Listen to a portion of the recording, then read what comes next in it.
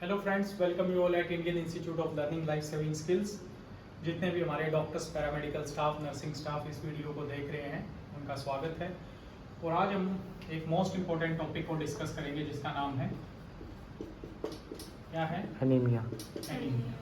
Okay, anaemia most common nutritional and abnormal disorder है जो आपको हर एज ग्रुप में मिलता है। कितने एज ग्रुप होते हैं? 3 paediatric, adult, geriatric. Very good, excellent, super. Paediatric, adult and geriatric, ये 3 एज ग्रुप हैं। हर एज ग्रुप में आपको एनीमिया के पेशेंट्स मिलेंगे। और एनीमिया मोस्ट कॉमनली डिसऑर्डर है और मोस्ट कॉमनली मिसमैनेज है। मिसमैनेज का मतलब है, एनीमिया का मतलब नहीं है कि आयरन देना। क्या देना? आयरन। ये नहीं क्या एनीमिया है पेशेंट को सभी को हमने क्या चला दी? आयरन की tablets. Anaemia is not equal to iron. Okay, iron. Okay, anaemia का मतलब आयरन की टैबलेट्स नहीं है, आयरन की सिरप नहीं है, आयरन का सप्लीमेंट नहीं है। ठीक है, ये नहीं कि हमने एचबी देखा 8 है 7 है और ऊपर एक्सटी चला दिया उसको। क्लियर? ये मोस्ट इंपॉर्टेंट आपको पता होना चाहिए। सबसे पहले आपको मेडिकल साइंस में पता हो, जहां भी वर्ड ए आ जाएगा, क्या आ जाएगा? ए। इसके सामने क्या वर्ड आ गया है? ए का मतलब क्या होता है? मेडिकल साइंस की ये ब्यूटी है, जहां भी ए वर्ड आ जाएगा उसका मतलब है absent. A word, anaemia, anoxia, amenorrhoea, amnesia, ठीक है, कोई भी मेडिकल साइंस में वर्ड आ गया, ए उसके आगे लग गया, इसका मतलब एब्सेंट। यहाँ पे ईमिया का मतलब है ब्लड। क्या है? ब्लड यानी ब्लड का क्या होना? एब्सेंट होना। ओवरऑल ब्लड का एब्सेंट होना यानी हीमोग्लोबिन का एब्सेंट होना। क्या होना? हीमोग्लोबिन का एब्सेंट होना यानी gram percentage HB.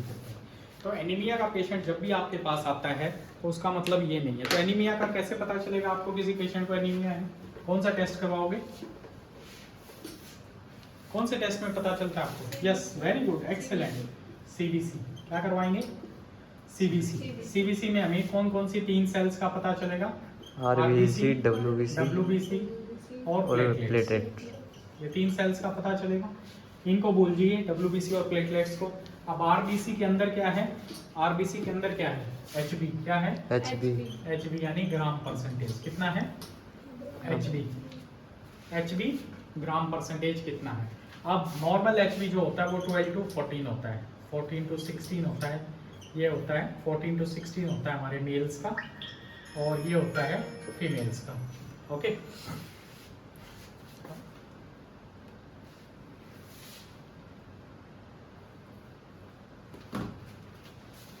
Twelve to 14 होता है हमारा फीमेल में, और 14 to 16 होता है मेल्स। तो कोई भी anaemia less than normal limit का मतलब है usually less than 10 gram percentage, हम इसको क्या बोल देते हैं? एनीमिया। क्या बोल देते हैं? एनीमिया। जो बच्चा पैदा होता है तब उसका एचबी कितना होता है? छोटा बच्चा जस्ट पैदा हुआ है, कितना होता है?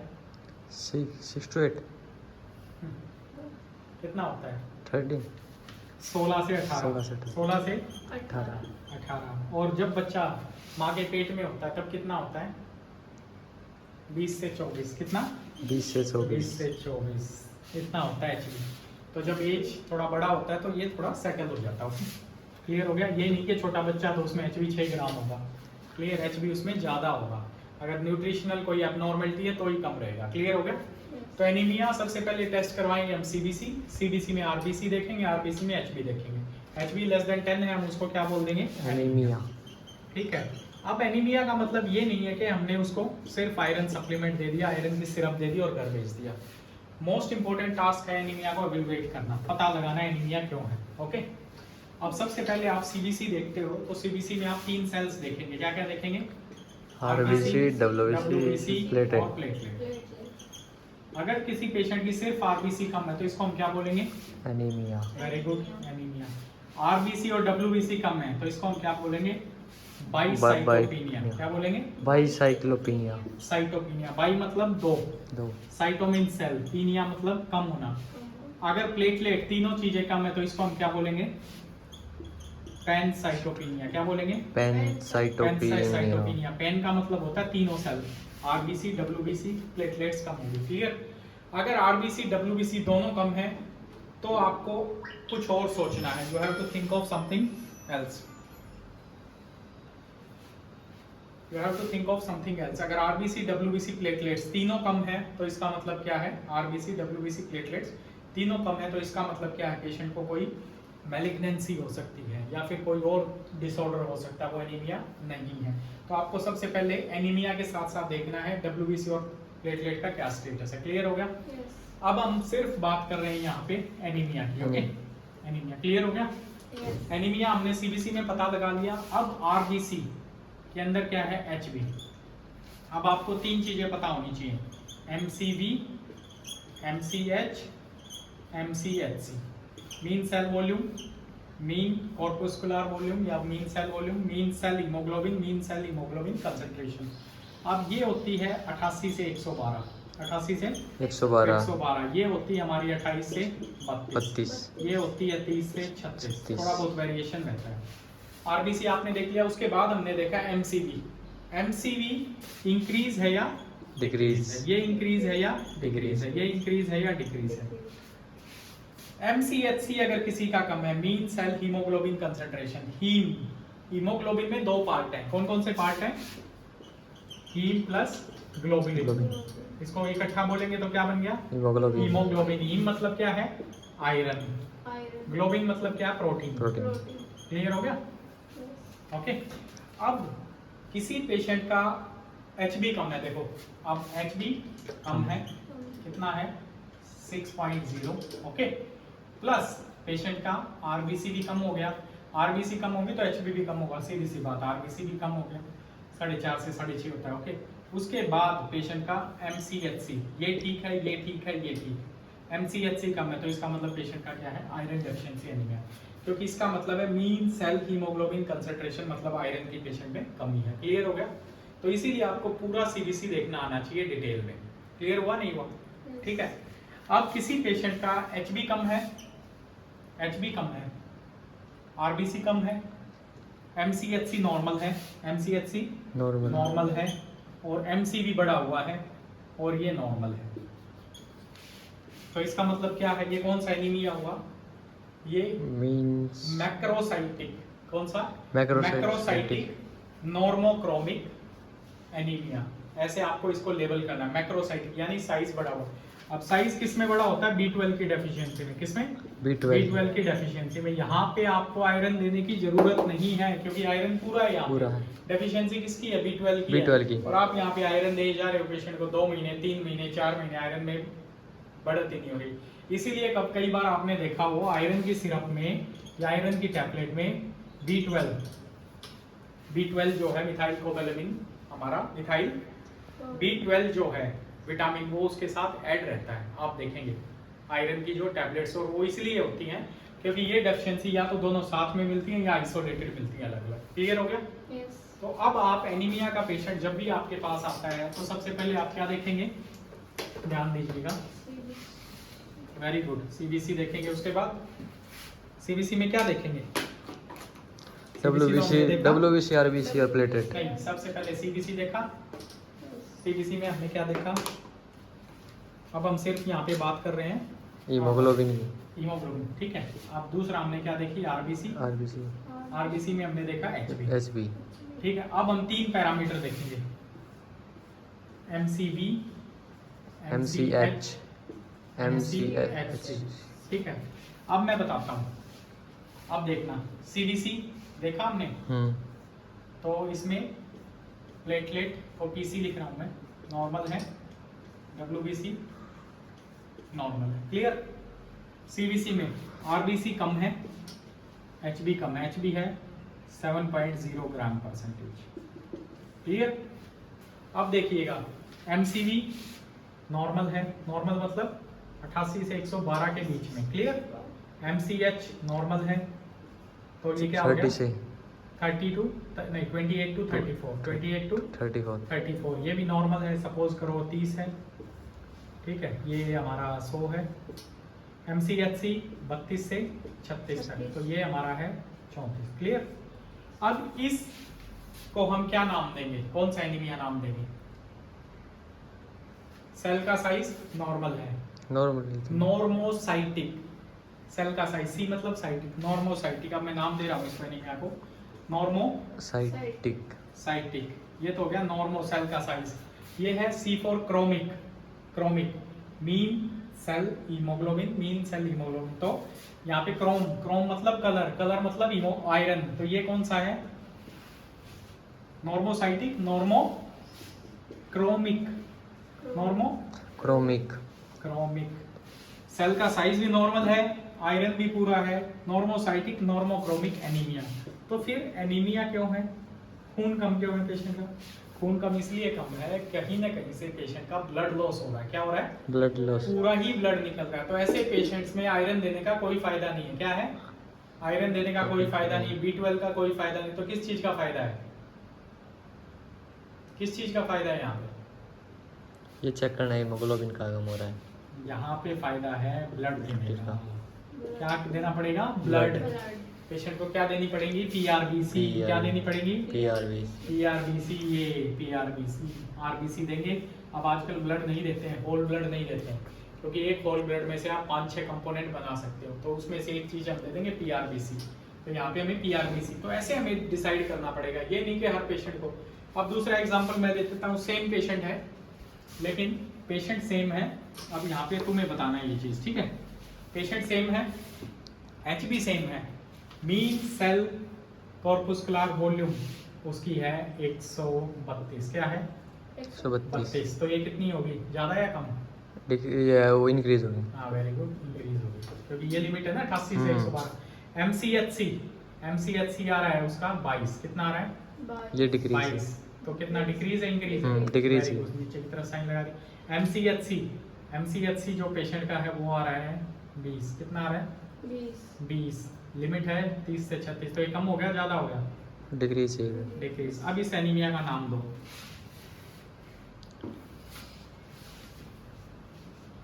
सेल्फ इंक्रीज है, डिक्रीज है? इंक्रीज है। हाँ, तो कौन सा नाम हो गया? मैक्रोसाइटिक। क्या हो गया? मैक्रोसाइटिक। मैक्रो, वहाँ पे क्या था? नॉर्मो। मैक्रोसाइटिक। अब यहाँ पे क्या है? इंक्रीज है, डिक्रीज है? डिक्रीज है। हाँ, तो हाइपोक्रोमिक। हाइपोक्रोमिक। Hypochromic anaemia. समझ में आया? तो इस पेशेंट में इंक्रीज साइज क्यों है? B12 की डेफिशिएंसी है और साथ में आयरन की डेफिशिएंसी। तो यहाँ पे हमें पेशेंट को B12 देना पड़ेगा और आयरन देना पड़ेगा। क्लियर हो गया? समझ में आ गया? यस और नो? क्लियर हुआ? यस। अब मैं एक और एग्जांपल देता हूँ, तुम्हें बताना, मैं नहीं बताऊंगा, ठीक है? अब हमारा तीसरा पेशेंट है। तीसरे पेशेंट में हमारा जो है, थर्ड पेशेंट में MCV है 140। ओके, MCHC है 30, ये है 32। लिमिट बता देता हूँ 88। अगली बार नहीं बताऊंगा लिमिट, नेक्स्ट क्लास में याद रखनी पड़ेगी, ठीक है? याद नहीं करोगे तो कोई फायदा नहीं है पढ़ने का। यस, ये सब बताओ। Macrocytic. Macrocytic. Macrocytic, very good. Macro बढ़ गया ना सेल का साइज। हाँ, मैक्रोसाइटिक। आगे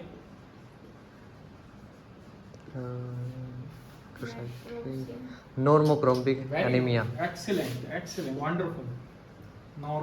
chromic anaemia.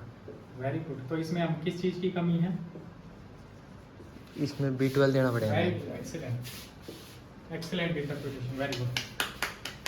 Macrocytic normochromic anaemia. Clear हो गया? तो ऐसे आपको साथ में आपको फाइंड आउट करना है। क्लियर हो गया? अब ठीक है, ये हो गया क्लियर? समझ में आ गया कौन सा एनीमिया, आयरन कहाँ पे देना है, ब्लड कहाँ पे देना है, B12 कहाँ पे देना है? क्लियर हो गया? अब आपको CBC के साथ साथ एक ब्लड टेस्ट करवाना है। क्या करवाना है? Blood test. CBC के साथ साथ ब्लड टेस्ट करवाना है, LFT। क्या करवाना है? LFT। जब भी HB टूटता है, यानी HB कम होता है, क्या होता है? HB कम।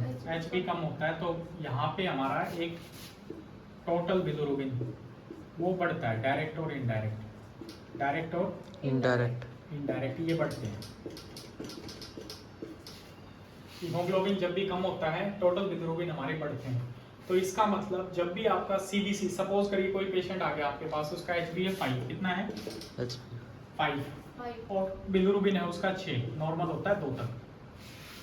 तो इसका मतलब एचबी जो टूट रहा है वो स्पीड से टूट रहा है और यहाँ पे हीमोलाइसिस हो रही है। क्या हो रही है? hemolysis हीमोलाइसिस हो रही है। हीमोलाइसिस मतलब ब्लड टूट रहा है। ब्लड टूटने के बाद हमारा क्या बन रहा है? ब्लड टूटने के बाद हमारा ये जॉन्डिस बन रहा है पेशेंट को। एचबी भी कम है और पेशेंट को क्या है? जॉन्डिस। तो ये चीज आपको ध्यान देनी पड़ेगी। सीबीसी के साथ साथ अगर आपको लग रही है आइज येलो, क्या है? आइज येलो है, यूरिन डार्क आ रहा है, तो आपको पेशेंट का एलएफटी भी साथ में करवाना पड़ेगा।